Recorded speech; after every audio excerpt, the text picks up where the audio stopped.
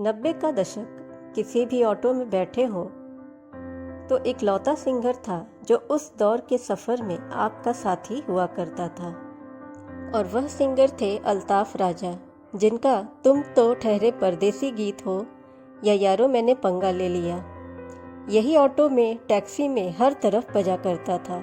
उस दौर में जितने अल्ताफ़ राजा के दीवाने हुआ करते थे, उतने दीवाने तो शायद ही किसी के रहे हों। मगर दोस्तों, फिर भी ऐसा क्या हुआ था कि वो अचानक ही बॉलीवुड से गायब हो गए थे? क्या आपको यह सच पता है कि उनकी एक जिद ने उनका अच्छा खासा करियर तबाह कर दिया था? आज आप इस वीडियो के माध्यम से जानेंगे अल्ताफ़ राजा के दर्जी से सिंगर बनने की दिलचस्प कहानी को और उनके करियर बर्बाद होने का पूरा सच। यह सच आपको हैरान कर देगा। अल्ताफ़ राजा की माँ हिंदू थीं और उनके पिता मुस्लिम थे। उनके पिता का नाम इब्राहिम इकबाल था और माँ का नाम रानी रूपलता था। दोनों अपने ज़माने के मशहूर कव्वाल रह चुके थे। कव्वाली गाते गाते ही दोनों के बीच प्यार हो गया था और मजहब की दीवार तोड़कर दोनों ने शादी कर ली थी। 13 अक्टूबर 1967 को अल्ताफ़ राजा का जन्म हुआ था। वैसे तो उनका जन्म नागपुर में हुआ था, लेकिन माँ बाप ने उनको पढ़ने के लिए उनके ननिहाल पूना भेज दिया था। यहाँ 5वीं तक पढ़ने के बाद वह माता पिता के पास मुंबई वापस चले आए। माँ बाप चाहते थे कि बेटा खूब पढ़े लिखे और बड़ा आदमी बने। इसी वजह से उन्होंने बेटे का दाखिला एमजा एंटोनियो डिसोजा स्कूल में करवा दिया था, जहाँ बचपन में राज कपूर भी पढ़ा करते थे।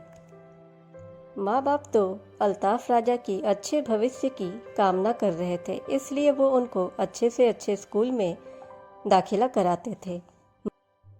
मगर नसीब में तो अल्ताफ़ राजा कुछ और ही लिखवा कर आए थे। फिर उनका पढ़ाई में कैसे मन लगता।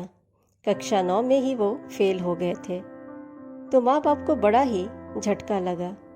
माँ ने कहा कि तुम प्राइवेट ही पढ़ाई कर लो, तो अल्ताफ़ ने 10वीं की प्राइवेट फॉर्म ही भरा, मगर वहाँ भी वो फेल हो गए। इसके बाद अल्ताफ़ ने पढ़ाई छोड़ दी और 2 साल तक मस्ती करते रहे। अब तो घर वालों को बड़ी चिंता होने लगी कि बेटा आगे क्या करेगा। एक दिन माँ ने बुलाकर अल्ताफ़ राजा से कहा कि तुम दर्जी का काम सीख लो, कुछ ना भी कर सके तो अपना गुजारा तो कर लोगे। फिर पिता ने उनका दाखिला दादा कमर्शियल टेलरिंग कॉलेज में करवा दिया था। यहाँ 1.5 साल तक वह दर्जीगिरी सीखते रहे, लेकिन उन्हें तो संगीत में आना था। तो देखिए कैसे किस्मत उन्हें खींच लाई।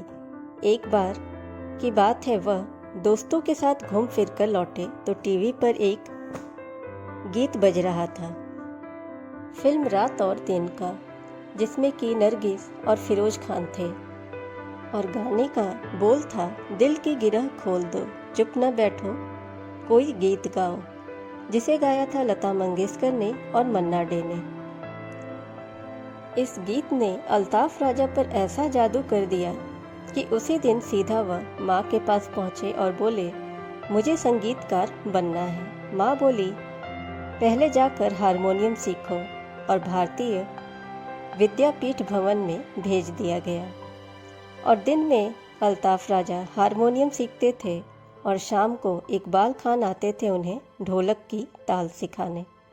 इसी दौरान मज़ेदार घटना हुई। 1986 की बात है। माँ के साथ एक बार वो कव्वाली कोरस करने गए और पीछे बैठकर कोरस करने का उनको 10 रुपया मिल जाता था। मंच पर बैठे 5 लोगों के साथ वो जैसे ही कोरस करने लगे, रिकॉर्डिस्ट ने फौरन उन्हें रोक दिया। अल्ताफ़ फिर से माइक में कोरस करने लगे तो दोबारा से रिकॉर्डिस्ट ने उनको पीछे जाने को बोल दिया। अल्ताफ़ ने पूछा, क्या मैंने कुछ गलत कर दिया? तब रिकॉर्डिस्ट बोले, बेटा तुम गलत नहीं, बल्कि तुम्हारी आवाज़ इन 5 पर भारी पड़ रही है। तभी उनकी माँ बोल पड़ी, बेटा तुम कंपोज़र नहीं सिंगर बनो, क्योंकि तुम्हारी आवाज़ सबसे अलग है। यहीं से उन्होंने गायक बनने का फैसला कर लिया। माँ ने इस बार पंडित गोविंद प्रसाद जयपुर वाले के पास भेज दिया, जो मुंबई में ही गायकी सिखाया करते थे। और यहीं पर 1989 तक उन्होंने संगीत की शिक्षा ली। 23 साल के हो गए थे अल्ताफ और गायकी सीख गए। फिर उनके पिता के मदद से उन्हें छोटे मोटे प्रोग्राम में गायकी का मौका मिलने लगा। अल्ताफ 4 साल तक देश के अलग अलग कोने में जाकर अपने शो करने लगे। यहीं पर वह अपने अलग अलग गीत गाया करते थे। मगर फिर अचानक अल्ताफ की किस्मत ने रंग दिखाया और एक बड़ी रोचक घटना हुई। 1993 की बात है। वीनस कंपनी के कव्वाली डिपार्टमेंट को देखते थे मशहूर कव्वाल सफ़ी निवाज़ी। उनका अल्ताफ राजा के घर भी आना जाना रहता था। एक बार उनकी माँ ने सफ़ी से बेटी की सिफारिश लगा दी। सफ़ी के कहने पर कुछ दिनों बाद ही वीनस कंपनी से उनको ऑडिशन का बुलावा आया। अल्ताफ ने ऑडिशन दिया मगर वह फेल हो गए। फिर सफ़ी की ही मदद से दूसरा ऑडिशन हुआ, जिसमें उनको पास कर दिया गया। अल्ताफ राजा को वीनस ने लॉन्च कर दिया।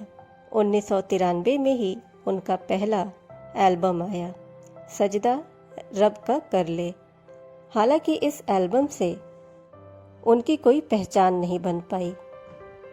इसी साल GTV भी लॉन्च हुआ। सरदार जंगेज कव्वाली प्रोग्राम आता था। इसमें ऑडिशन देने अल्ताफ भी पहुंचे। यहीं पहली बार उन्होंने तुम तो ठहरे परदेसी गीत सुनाया था, जिसको सुनते ही उनका सिलेक्शन हो गया था। बाद में इस गीत को वो महफिलों में भी गाया करते थे। मगर अल्ताफ को खुद नहीं पता था कि ये गीत कैसे उनकी पूरी जिंदगी बदलने जा रही है। 1995 की बात है। एक बार सफ़ी नियाज़ी ने उनको बुलाया और बोले, तुम्हारी कव्वालियों पर एक सोलो एल्बम लॉन्च करते हैं। अल्ताफ राजा ने कई कव्वालियाँ सुना डाली, बस तुम तो ठहरे परदेसी नहीं सुनाया था। कंपनी ने एक गीत फाइनल कर दिया, यारो मैंने पंगा ले लिया। इसी नाम से एल्बम निकालने का फैसला किया गया। इसी गीत का वीडियो बनाने का फाइनल डिसीजन हो गया। अल्ताफ राजा घर पहुंचे तो माँ ने पूछा, वहाँ तुमने तुम तो ठहरे परदेसी क्यों नहीं सुनाया? तब अल्ताफ राजा बोले कि मैं इस गीत को बहुत बार महफिलों में गा चुका हूँ। फिर माँ की सलाह पर अगले दिन उन्होंने इस कव्वाली को भी सुनाया और कंपनी को यह बहुत पसंद आ गई और इसे भी एल्बम में शामिल कर लिया गया। कंपनी ने तो एल्बम लॉन्च कर दिया था पंगा ले लिया के नाम पर, मगर लोगों पर जादू कर दिया था तुम तो ठहरे परदेसी गीत ने। इस गीत की दीवानगी इतनी बढ़ने लगी कि डिस्ट्रीब्यूटर के फ़ोन आने शुरू हो गए कि इस गीत का प्रोमो बनाओ। डिमांड इतनी बढ़ गई कि फिर कंपनी को परदेसी गाने का प्रोमो बनाना पड़ा। तुम तो ठहरे परदेसी का सोलो एल्बम आते ही इस गाने ने पूरे देश में ऐसा जादू कर दिया कि पुराने सारे रिकॉर्ड ही टूट गए। बिक्री ऐसी हुई कि इस एल्बम की 70 लाख कैसेट बिक गए और अल्ताफ राजा का नाम Guinness book of world record में आ गया।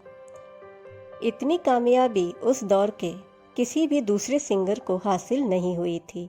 रातों रात 90 के दौर के सबसे बड़े गायकों में वो शामिल हो गए। इसके बाद अल्ताफ राजा के तो एक के बाद एक 7 एल्बम रिलीज हुए। सबने संगीत जगत में तहलका मचा दिया था। उनका इतना नाम हो गया था कि अब बॉलीवुड फिल्मों में छा गए। मिथुन चक्रवर्ती की शपथ फिल्म में इनकी हिंदी फिल्मों में एंट्री हो गई। उन्होंने एक गाना गाया था, इश्क और प्यार का मजा लीजिए। ये गाना तो ऐसा छा गया कि मिथुन चक्रवर्ती भी उनके आगे फीके पड़ गए। अल्ताफ का ऐसा क्रेज हुआ करता था कि फिल्म मेकर्स उनके गाने के साथ उन्हें एक्टिंग में भी दिखाने लगे। शपथ के बाद चांडाल मूवी आई। इसमें भी अल्ताफ राजा ने एक गाना गाया जिसके बोल थे, कर लो प्यार कर लो प्यार। फिल्म तो बेशक फ्लॉप रही, किंतु गाना सुपर हिट रहा। अब तो उनके गाने बॉलीवुड फिल्मों की शान बन गई। उनके आगे बॉलीवुड फिल्मों की झड़ी लगने लगी।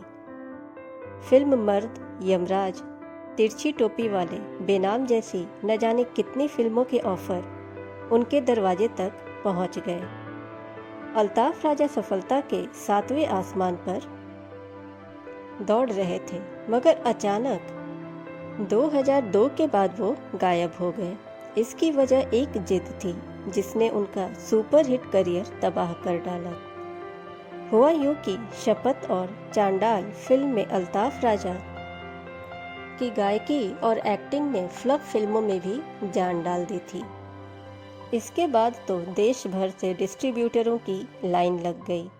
प्रोड्यूसर से सबकी डिमांड आने लगी कि अल्ताफ को लीजिए, उनसे गवाइए भी और गाते हुए पिक्चराइजेशन भी कराइए, ताकि गाने के दम पर ही फिल्म हिट हो जाए। मगर यही अल्ताफ राजा जिद कर बैठे। जो भी फिल्म मेकर उनसे एक्टिंग के साथ सिंगिंग की डिमांड करने आता था, वो उन्हें मना कर देते थे। उन्होंने जिद पकड़ ली कि बस वो गाना गाएंगे, एक्टिंग नहीं करेंगे। ऑफर लगातार आते रहे थे, लेकिन कामयाबी के समंदर में गोते लगाते अल्ताफ राजा सबको मना करते जा रहे थे। लगातार ऑफर ठुकराने की वजह से फिल्मी पर्दे से वो गायब होने लगे और उनका क्रेज धीरे धीरे खत्म होने लगा। धीरे धीरे ट्रेंड भी बदल गया और फिल्मों से कव्वाली का दौर भी खत्म होने लगा और फिर अल्ताफ राजा की डिमांड भी कम होने लगी। फिल्म मेकर्स ने भी ऑफर देने बंद कर दिए और उनकी एक जिद ने उनका अच्छा खासा करियर भी डुबो दिया। वैसे 2002 के बाद गायब हुए इस मशहूर गायक ने 2010 में टूनपुर का सुपर हीरो फिल्म से वापसी की, लेकिन तब समय बदल चुका था। लोग उनको भूल बैठे थे। अल्ताफ एक दो फिल्मों में गाते जरूर नजर आए, लेकिन फिर उनका गीत कोई मशहूर नहीं हुआ और वे गुमनाम हो गए। अब अल्ताफ राजा की उम्र 56 साल हो चुकी है। अब अल्ताफ इन दिनों एक YouTube चैनल पर गाना गाते नजर आते हैं। उनके माता पिता का भी अब निधन हो चुका है। इतने मशहूर होने के बाद भी उनकी शादी नहीं हो सकी। वह इस समय बम्बई में अकेले ही रह रहे हैं, गुमनामी की जिंदगी गुजार रहे हैं। फ्रेंड्स, आपको अल्ताफ राजा कैसे लगते हैं? उनकी कौन सी गीत आपको सबसे ज़्यादा पसंद आई?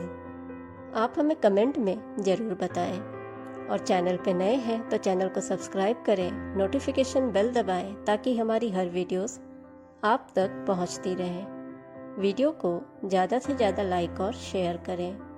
Thanks for watching.